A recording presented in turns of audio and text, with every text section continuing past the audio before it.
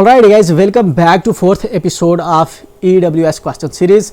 इसके अंदर जो है ऑलरेडी हम पहले तीन एपिसोड डिस्कस कर चुके हैं, जिसके अंदर हमने डिफरेंट आपके जो क्वेश्चन या क्वेरीज होती है EWS के रिलेटेड वो हमने डिस्कस की है। तो ये हमारा एपिसोड है। इसके अंदर हम जो है फ्रीक्वेंटली जो क्वेश्चन पूछे जाते हैं इनकम एंड जो आपका EWS का सर्टिफिकेट है उसके रिगार्डिंग वो हम यहाँ पे डिस्कस करेंगे। In case of income and asset certificate comes out to be fake false at later stage, ठीक है। अगर किसी का इनकम सर्टिफिकेट जो है वो फेक निकलता है, बाद में पता चलता है कि ये जो सर्टिफिकेट इसने बनाया था EWS का, ठीक है ना, income and asset certificate EWS का जो है ऑफिशियल नेम है, हम इसको जनरली EWS के नाम से जानते हैं, ठीक है।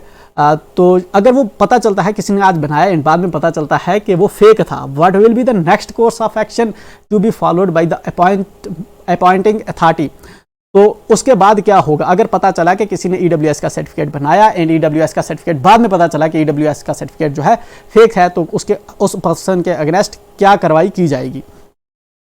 चलिए, तो पैरा 5.4 जो DOPT का है दिस एंड ये वाला जो है इसको रेफर करते हुए provides that appointing authorities should in the offer of appointment to the candidates claiming to be belonging to EWS include the following class, ठीक है ना।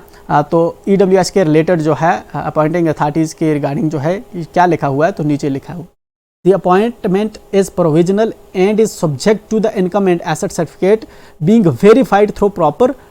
देखो, पहले तो आपकी अपॉइंटमेंट जो है वो प्रोविजनल है and verified through proper channels, ठीक है, वेरीफाइड।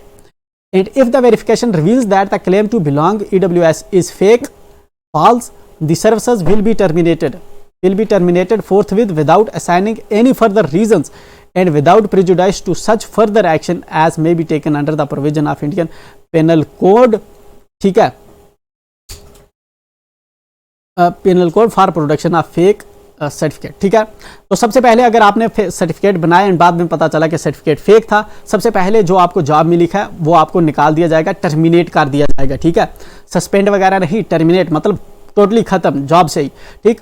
और उसके बाद जो है IPC के द्वारा, ठीक है, गलत सर्टिफिकेट प्रोड्यूस करने के तहत जो है आप पे जो है कार्रवाई भी हो सकती है। एक तो आपकी सर्विस टर्मिनेट की जाएगी और दूसरा IPC की एक जो है कंसर्न धारा के तहत आप पे जो है कार्रवाई भी हो सकती है। The appointing authority should verify the veracity of income and asset certificate submitted by the candidate through the certificate issuing authority, ठीक है। जो एक्चुअल जब अपॉइंटिंग अथॉरिटी जब आपको जो है किसी जॉब पे लगाती है, उसके बाद जो है जिसने सर्टिफिकेट वो इशू किया होगा उसको वो अपने हेड से लेटर लिखते हैं, ठीक है ना। फिर वो जो है उससे चेक करवाते हैं कि ये वाला जो सर्टिफिकेट है ये ठीक है या गलत है। If the income and asset certificate is found to be fake, the services of the temporarily appointed person shall be done away with, ठीक है ना। अगर किसी का सर्टिफिकेट जो है फेक निकलता है तो उसकी सर्विसेज जो है खत्म कर दी जाती है। अच्छा, crucial date for income and asset certificate.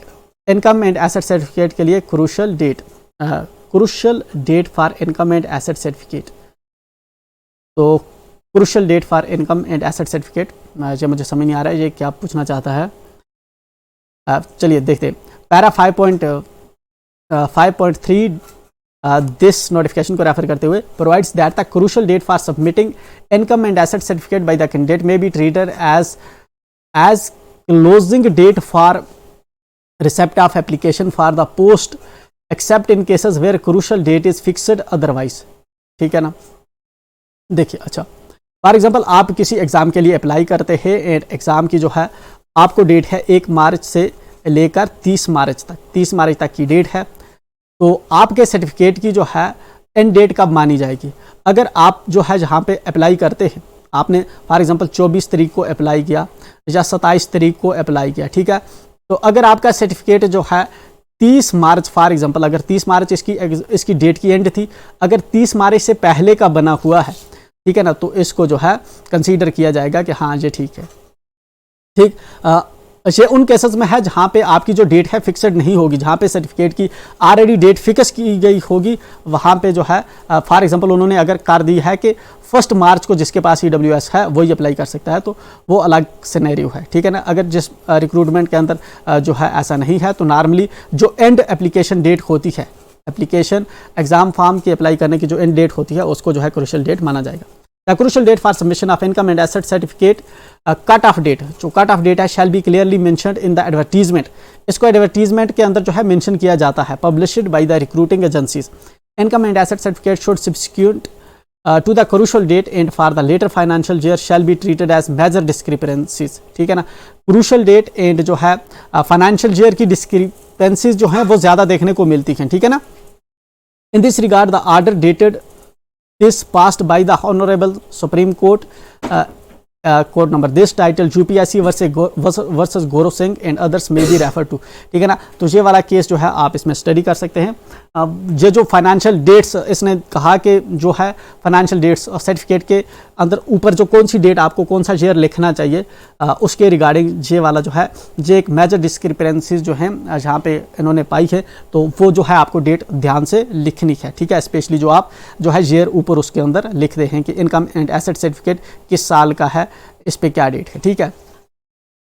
क्योंकि वो अक्सर बच्चों की जो है गलत होती है, उनको current year, previous year, prior to current financial year ये चीज़ें समझ नहीं आती, इसलिए इस चीज़ को आप ध्यान से देखें, ठीक। Requirement of seal stamp of name and designation of income and asset certificate issuing authority of state duty. चलिए जो है जब आप EWS का सर्टिफिकेट लेते हैं तो उसके ऊपर आपको सील, स्टैंप, नेम और डिजिग्नेशन जो है, जो बंदा इशू कर रहा है उसकी ज़रूरत है कि नहीं है, ठीक है। The authorised certificate issuing authorities in state duty should invariably affix the seal and stamp properly displaying their name and designation, ठीक है ना, name and designation on the space air market for the purpose in the income and asset certificate annexure 1 this, ठीक है ना। Already ये जो है कह रहा है कि बहुत से कुछ ऐसे भी लोग होते हैं जिनको जो सर्टिफिकेट ले जाते हैं EWS का एंड उस पर सिर्फ ऐसे साइन करके होता है एंड स्टैंप लगा के होती है, नीचे किस पर्सन ने इशू किया है, अगर तहसीलदार ने किया है तो आपको लिखना है तहसीलदार, और उस तहसीलदार का नाम क्या था वो भी उस पर मेंशन होना चाहिए। बहुत से सर्टिफिकेट उसके बगैर भी होते हैं, ठीक है। तो जहाँ पे जो स्पेस का नीचे उस साइन करने वाले के नीचे जो स्पेस का वो पूरी तरह से होना चाहिए, उस पर सिग्नेचर भी होना चाहिए, उस पर आपका स्टैंप, सील भी होनी चाहिए, और जो पर्सन जो है तहसीलदार है जो भी है उसका नाम और उसकी डिजिग्नेशन क्या है जिसने सर्टिफिकेट इशू किया है, ये चीज़ें उस पर मेंशन होनी चाहिए। ऑलरेडी उसके लिए जगह दी गई है जो इसका फॉर्मेट होता है EWS का। नेक्स्ट क्वेश्चन है आपका, what if the air market space of valid for the year dash dash below the certificate number and date is left blank. अगर आपका वैलिड फॉर द ईयर जो है सबसे जो ऊपर होता है आपको वैलिड फॉर द ईयर, अगर वो खाली रख दें तो क्या होगा। As per para 4 this DOPT this dated this family gross and annual income shall be computed for the financial year prior to the year of application. जिस साल में आप जो है अप्लाई कर रहे हैं उससे पिछले साल का जो current financial year and previous financial year already मैं ऊपर डिस्कस कर चुका हूं कि क्या होता है, ठीक है ना। तो कह रहा है कि नोटिफिकेशन के अकॉर्डिंग आपको जो है financial year prior to the financial year का जो है ग्रास, फैमिली और इनकम आपकी जो है चेक की जाएगी। Therefore, if the closing date for receipt of application for post is 1 अगस्त 2022, अगर जो है क्लोजिंग डेट है रिसिप्ट की एप्लीकेशन की वो है 1 अगस्त 2022, the financial year for computing gross annual income of family shall be 2021-22, ठीक है। तो उस केस में अगर आप जो है 1 अगस्त 2022 को अप्लाई कर रहे हैं तो आपका फाइनेंशियल जो है जिस पे जो आपकी ग्रास, फैमिली, एनुअल और इनकम देखी जाएगी वो देखी जाएगी पिछले साल में 2021 एंड 22 में। ये तो आप ऑलरेडी मैंने समझा दिया है पिछली वीडियो में या इसी एपिसोड में। And the certificate shall be valid for 2022-23, ठीक है ना। तो सर्टिफिकेट किस चीज़ के लिए वैलिड होगा, 22-23 के लिए, मतलब कि जो अगर फॉर एग्जांपल 1 अगस्त को आप जो है अप्लाई कर रहे हैं तो उस साल के लिए जो है करंट साल के लिए जो है सर्टिफिकेट आपका अवेलेबल वैलिड होगा बट जो आपको जो इनकम एंड फैमिली इनकम जो है वो पिछले साल की चेक की जाएगी, ठीक है ना। तो जहाँ से इन तीनों डेट से जो है, अगर आपको जहाँ पे मेरे कहने से समझ नहीं आ रहा तो इनको आप गौर से जब देखेंगे तो आपको समझ आ जाएगा, ठीक है ना। तो वैलिड फॉर द ईयर ये लिखेगा 2022-23 एंड जो है पिछले सालों की ये लिखेगा इस साल की इसकी इनकम चेक होगी एंड इस साल को ये अप्लाई कर रहा है 31 मार्च तक इस सर्टिफिकेट की वैलिडिटी बन जाएगी, 31 मार्च 2023 तक, ठीक है ना। 31 मार्च 2023 तक इस सर्टिफिकेट की वैलिडिटी होगी। If it is left blank but the income and assets have been calculated for the correct financial year and also indicated in the body of the income and asset certificate, ठीक है। अगर ये वाला जो है आपने खाली छोड़ दिया, ये वाली जगह आपने खाली छोड़ दी, बट जो आपने जो है इनकम एंड एसेट जो हैं वो करेक्ट फाइनेंशियल ईयर के जो हैं आपने जो है चेक किए हैं, इनकम एंड एसेट जो है आपने करेक्ट फाइनेंशियल ईयर मतलब इस फाइनेंशियल ईयर के आपने जो है करेक्टली चेक किए हैं, बट जो ऊपर वाली जो डेट थी आपने वो जो है ब्लैंक छोड़ दी है, तो उस केस में क्या होगा, it may be referred back to the certificate issuing authority.